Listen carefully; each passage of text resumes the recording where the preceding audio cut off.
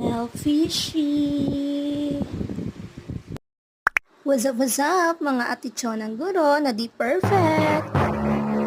So, for today's guys, I'm back. So, I'm going to cook some, English yarn. Tilapia, sweet and sour pork tilapia, malat ang boses ng maganda. Ay, grabe yan.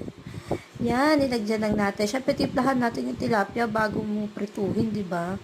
Sino ka dyan? Humawak ng isda. Day, kahit hindi naman mahilig sa isda. Sige lang, lagyan lang yan ng pampalasa. And then, ipiprito mo yan mamaya. Ako pala, prinito ko pala, hindi ipiprito mo dahil naluto ko na. Oh, yan, lamas-lamasin mo lang yan para dumikit yung lasa. Yan, oh. Ang cute ng tilapia, no? Negro. Yan. Tapos simulan na natin mag-prito. Look at that. Look at the texture, the juiciness. Ay, grabe yan. O, ayan. So, sige, habang nagpiprito tayo, kwentong life muna tayo. So, matagal ako hindi nakapag-upload because halata naman sa boses ko. Kasi nagka-work na po ako. And then, kapag nagtuturo ka, sobrang sakit sa lalamunan talaga. And then, marami rin kasing masyadong gawain. Naninibago pa ako sa trabaho ngayon. So, ayun, tagal natin ganitong video na to. Matagal ko itong naluto. Wala pa akong trabaho nito nung naluto ko to. Yan, prituhin nyo lang siya ng ganyan para hindi siya magdurog-durog kapag nilagyan ng sauce. Is it saucy? Ay, grabe yan. O, yan. Tapos alam nyo mo guys, sobrang hirap pala talaga magtrabaho. Uy, kala mo first time. Hindi, ang hirap lang. Hirap lang maging teacher sa Pilipinas. Ay, grabe. Pahirapan talaga ang buhay. Ba't ba nag-teacher pa ako?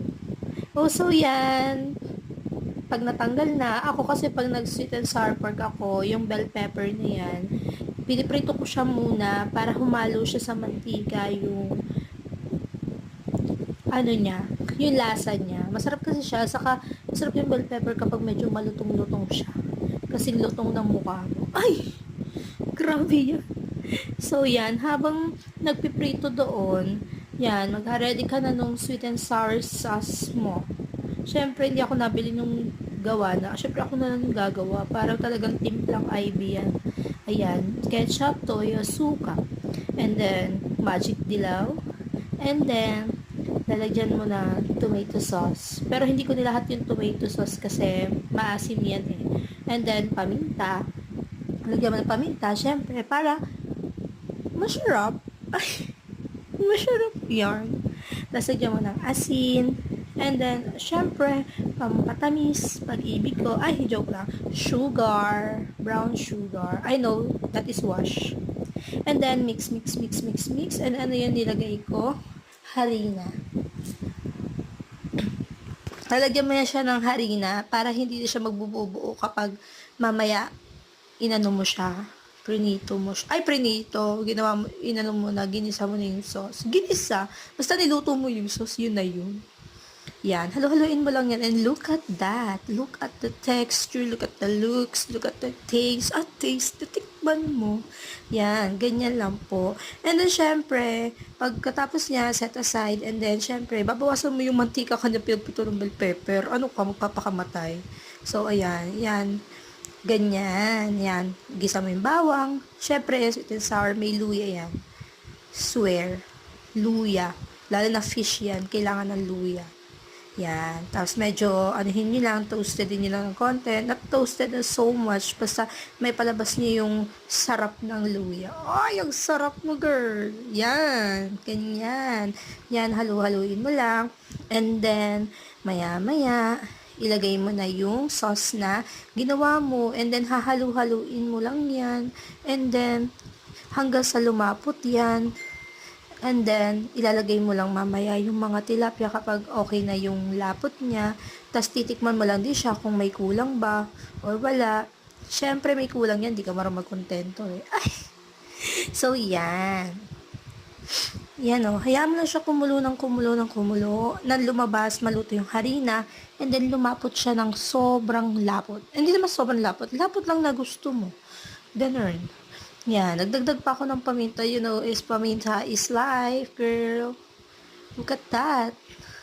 And then, syempre, nagdagdag ako ng madilaw-dilaw na buhay na pampabuhay sa niluto ng sambay ng Pilipino. Yan. Oh, yan. Kumukulo siya. Ay, spaghetti sauce. Joke lang. And ayan, asin. Pasensya na talaga sa boses ko. Ano talaga siya? Malat talaga siya ngayon. Kasi, I'm malat. Ay, malat.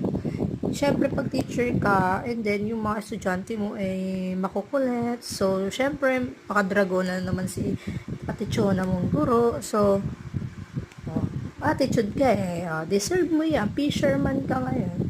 Baka naman, fisherman, masuplayan mo pa ako. Ay! Yan. So, look at the bubbles, bubbles. Look at, it's already boiling. Yan. Yan. Nilagyan ko pa ng konting, ng sabaw. Kasi sabi ko, sobrang lapot naman nito. Baka naman pag natuyo to, ay sobrang lapot. It's not giving. Gusto ko kasi sweet and sour sauce. Yung may isosos pa ako sa kanin. Kaya yan. Ganyan ang gagawin mo. Halu-haluin mo lang siya. Ganyan. Uuto-utuin mo lang siya. Kumanta-kanta ka. Sumasayaw ka. Di na ako makakanta. Kasi pausa ko ngayon. Yan tinan mo. Diba? Saktong-sakto lang yung sauce niya. Sauce na talaga siya. Sauce ko po. Yan Ganyan lang siya. Ay, nako. And then, kapag nakita nyo okay na yung texture niya, ilalagay nyo na yung mga fish. Fish ang art na, tilapia. Yan. Pero alam nyo ba, hindi talaga ako mahilig sa isda. Pili lang talaga isdang kinakain ko.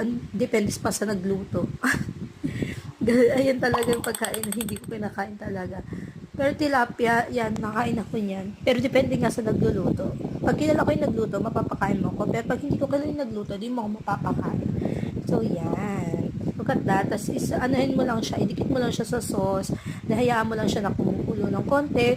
Huwag mo rin siya masyadong anuhin kasi, syempre, yan, baka madurog. Ang pangit ang itsura pag nadurog siya. Tapos, ganyan lang yan. Yan, pakuluin mo lang siya. And then, lagay mo na yung bell pepper para may konti pag nag-smoke na siya. Smoke? Ang tawag doon? Basta nausukan yan. Didikit yung lasa ng bell pepper. Tilapia, girl, maniwala ka sa akin. Ang sarap niyan, girl, talaga. Tingnan mo, and that's it. My sweet and sour tilapia. Ay, bongga.